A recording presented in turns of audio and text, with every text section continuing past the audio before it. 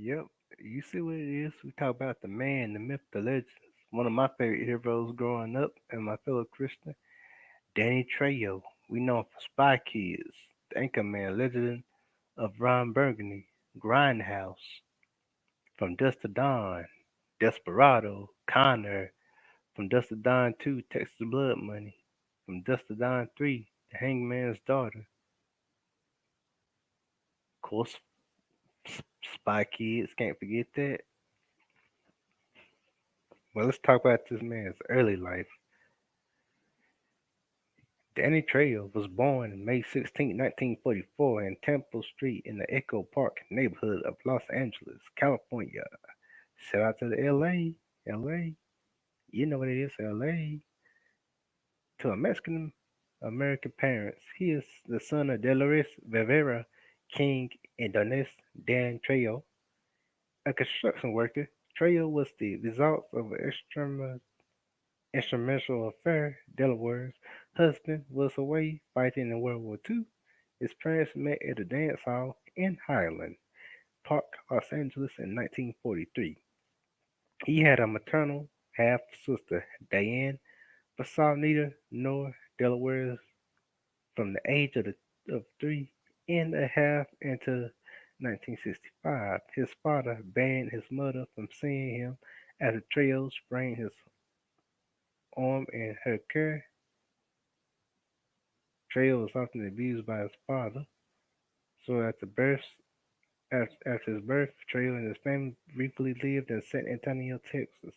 They fled Los Angeles because Dan Nussel was wanted by police for stabbing another man. After a year, they returned to Los Angeles, and Trejo's father turned himself in. By 1949, Trejo shared a room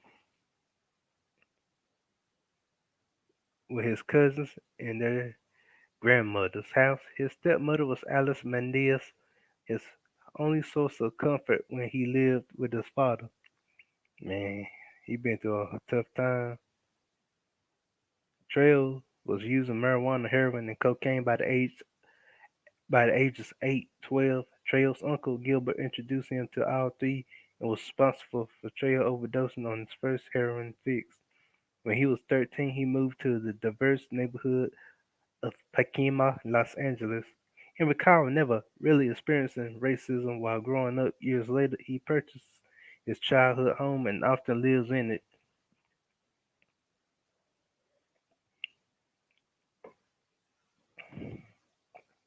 Life of Crime and Incarnation. Age 7, Trejo participated in the first drug deal. He was first arrested at the age of 10, but experienced his first incarnation as Eastlake Juvenile Hall in 1956.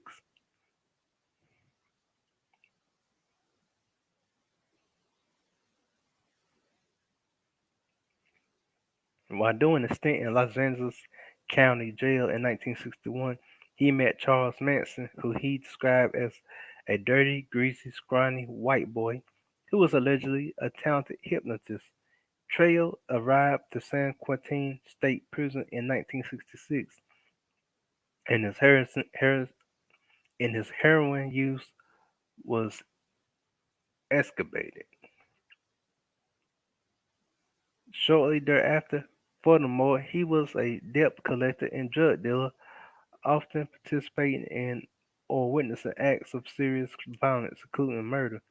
Simultaneously, he focused on boxing and became a champion in San Quentin's lightweight and welterweight division. Regarding himself, Trejo was suggested his physical appearance contributed to his constantly getting into trouble. In 1968, a prison riot broke out during Cinco de Mayo. Happy Cinco de Mayo to everyone that celebrated. Happy Cinco de Mayo to everyone. At Soledad, Trejo ended up in solitary confinement and facing capital charges, potentially the death penalty, after hitting a guard with a rock.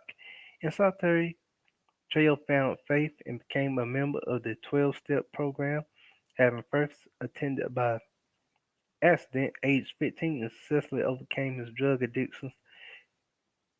Hmm.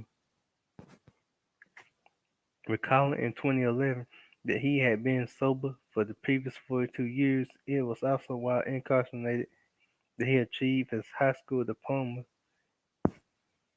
In 1969, Trejo was released from custody for the final time and returned to Pacoima, Los Angeles after having served 5 years of a 10-year prison sentence. Prior to his film career, Trejo worked as a labor foreman for the developer Soul Pick and contributed towards the construction of the Cinerama Dome. He was also a gardener and salesperson, part owner of a lawn care company, and has been a substance misuse counselor since 1973. So his career acting debuted in the 1980s. Trejo worked with the Western Pacific Med Corp in the 1980s, assisting them with the establishing and operating of sober living houses within the San Fernando Valley. He met a good-looking tattooed kid during a meeting in one such house who explained that he worked as a film extra and was paid $50 per day to stand there. Intrigued, Trejo considered becoming a film extra, initially due to the easy money and publicity it could afford. His work with Western Pacific Medical Trail signed with an agent and would hand out his details whilst Wells was working on film sets in the hopes of finding more opportunities to help those in need. Late one night, Trail received a call from a teenage patient asking for his assistance in dealing with cocaine problems. On the set of Runaway Train in 1985, 1990s, Blood In, Blood Out, and Career Progress. Trejo had made a dozen movies by 1990, including Death Wish 4, The Crackdown, and Mark for Death. He enjoyed the making of Guns, yet alleges Eric Estrada took issue with the cast and crew being more familiar with Trejo than himself. Trejo says Estrada's ego got the better of him. He believes Estrada arranged for Trejo and a number of others to play the fly coach instead of first class on the way to Hawaii for filming.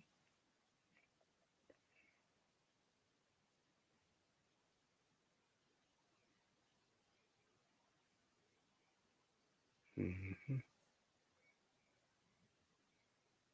While there, Trejo was offered a job as an extra in the film's prison scenes.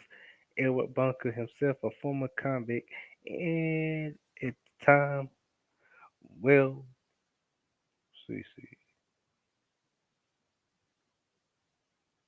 at the time a well-respected crime author who was written the screenplay for the film, recognized Trejo, with whom he had done time at San Quentin. Remember Trejo's boxing skills, Bunker played a pivotal role in securing Trejo as Eric Roberts' personal trainer and boxing advisor. Trejo was paid between 320 to 350 per day. When I got my first paycheck, I thought that made a mistake. Bunker also convinced director Andrei Konvatsky to offer Trejo a small acting role, asserting that Trejo's personal experiences of incarnation would provide authenticity to the prison drama. Following his acting debut, Trejo was obviously to being typecast as a prisoner in similar roles for years to follow. I did not know I was being stereotyped. I just knew I was working. See what else? 2000s healthcare, Spy Kids, and establishment of Machete Cortez. After concluding reindeer games in 1990, 1999, he had contracted hepatitis C and had to drag his A word from Canada to Austin, Texas to begin filming of Spy Kids in 2000. Spy Kids marked Trejo's debut as a fictional character Isidore Machete Cortez, having already made Desperado in 1995. from Dust to Dawn, 1996. Together, the opportunity to collaborate with Robert Rodriguez, Antonio Banderas, and Cheech Marin once again felt like a family reunion. Spy Kids provided Trejo with worldwide recognition, and for the first time, he was instantly recognizable amongst children around the globe. I know that's right. One of my childhood heroes.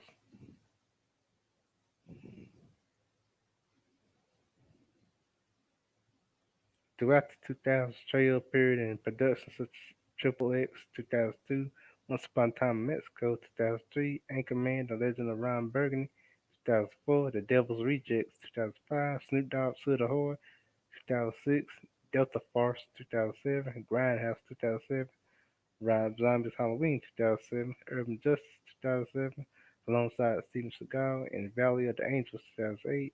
He also made a number of television appearances, including Monk 2004, Desperate Housewives 2005, Stargate Atlantis 2007, and Breaking Bad 2009 2010. Trey also voiced the character Eric in On King of the Hill 2003 2010. His life was documented in the 2005 independent biographical film Champion, featured some of Trejo's closest friends, Dennis Hopper, Val Kilmer, Steve Buscemi, and Robert Rodriguez. Trejo also shared his tumultuous journey from convict to movie star with KTTB in Los Angeles 2013 in the segment filmed in Trejo's home.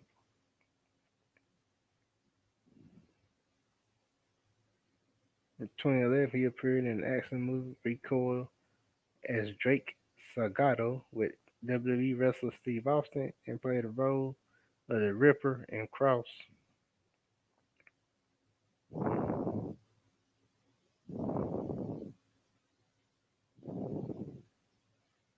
See, music videos. Trejo has made a number of cameo appearances in various music videos, including Kid Frost, La Familia, 1995, Subculture's Twisted, 1996, J. Chill's short movie music video Double Blade, 2003, Mob Deep's Got It Twisted, 2004, Rehab's bartender song Sitting at a Bar, 2008, and Ingrid Agoza's Loco, 2017, 2013.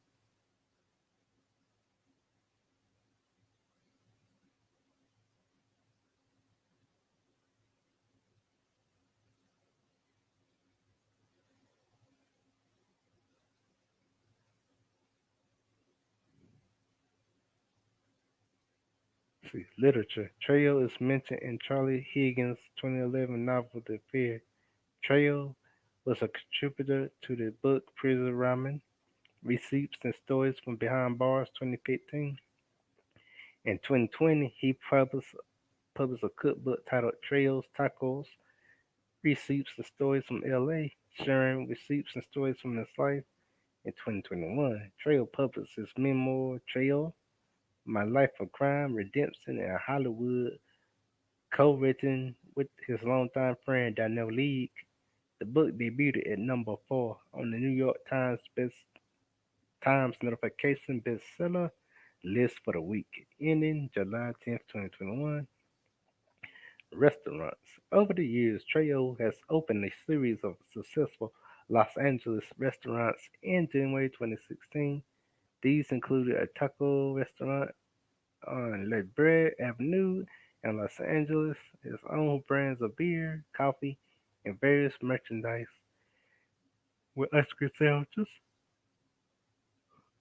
under development. His first was Trejo's Tacos 2016, followed by Trejo's Cantina 2017, and Trejo's Coffee and Donuts 2017. Trejo's Donuts is located on the northeast corner of Santa Monica Boulevard and Highland Avenue. As of 2020, he is the owner of 8 restaurants. Personal life. I have tried to make amends with the women I have been involved with simply because it was not their fault. I was broken. Trails discussed past relations and identity infidelities with the USA Today, July 2021. Trejo has been married and divorced 4 times and has 3 children. In 1962, following his release from South Training School, reportedly one of California's most notorious juvenile prisons, he met his first wife, Laura. Her parents did not approve of their relationship, and they were married in the backyard of Trejo's family home. Trejo believes his drug use and criminal lifestyle contributed to their marriage's demise. Laura filed for divorce during his second confinement at youth training school.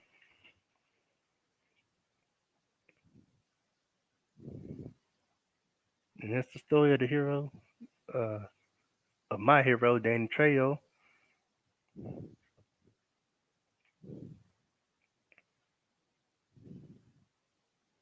Yeah, man. Dan Trejo's living proof when you believe in God, he can turn your life around and take you from a criminal to a saint. Cause look at me, people lives he touched. He brought our childhood. We grew up with him as kids and gonna spy kids, man. And he was one of the tough of the tough people.